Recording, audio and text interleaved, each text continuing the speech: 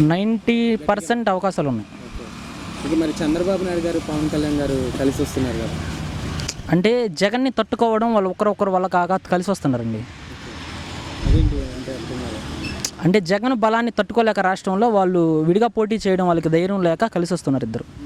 Okay, మరి ఇప్పుడు జగన్ గారి ప్రభుత్వంలో కూడా ఇప్పుడు చూసుకుంటే నిరుద్యోగులు ఎక్కువ ఉన్నారు, రాజధాని కూడా నిర్మించలేదు అని విమర్శిస్తున్నారు. ఇప్పుడు మనం ట్రోల్స్ యూట్యూబ్లో చూసుకుంటే ట్రోల్స్ అవన్నీ రోడ్లు కూడా సరిగ్గా వేయించలేకపోయారు అంటున్నారు.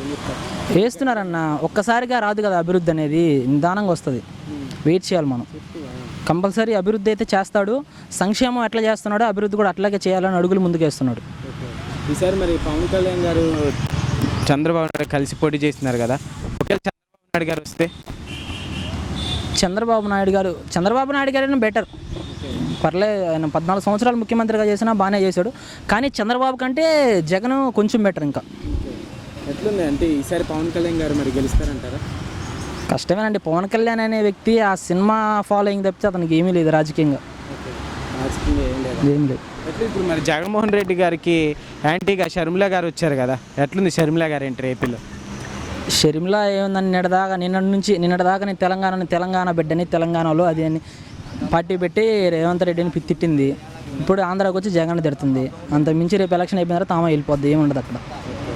వాళ్ళు ఇప్పుడు ఏపీలో చూసుకుంటే ఎట్లుంది అసలు జగన్మోహన్ రెడ్డి గారు ఇచ్చిన సంక్షేమ పథకాలు ఇవన్నీ బాగున్నాయండి. అన్ని సంక్షేమ పథకాలు కూడా అందరికీ ఉపయోగపడే ఇచ్చాడు. ఈసారి మరి ఎన్ని సీట్లు గెలవచ్చు అంటారు? అంటే జగన్మోహన్ రెడ్డి గారు వై నాట్ 175 అంటున్నారు కదా, ఆ లక్ష్యంగా అడుగులు ముందుకు వేస్తూ వెళ్తాడు. తర్వాత జగన్ ఒకే మాట చెప్పాడండి, మీకు మంచి జరిగితేనే నాకు ఓట్ వేయండి, లేకుంటే వద్దని చెప్పాడు. అది నిర్ణయం ప్రజలు తీసుకుంటారు, ఇంకా మనం చెప్పేది కదా. సో బ్రదర్ ఏం చెప్తారు నెక్స్ట్ ఓటు వేసే ప్రతి ఒక్కరు కూడా రాష్ట్ర అభివృద్ధిని రాష్ట్రం గురించి ఆలోచించి ఓటు వేయాలండి. ఓటుకు నోటు డబ్బులకు అమ్ముడు పోయి ఓట్లు వేయకూడదు ఎవరు కూడా. అందరూ కూడా రాష్ట్రం మంచి కోసం ఓట్లు వేస్తే అందరికీ మంచి జరుగుద్ది.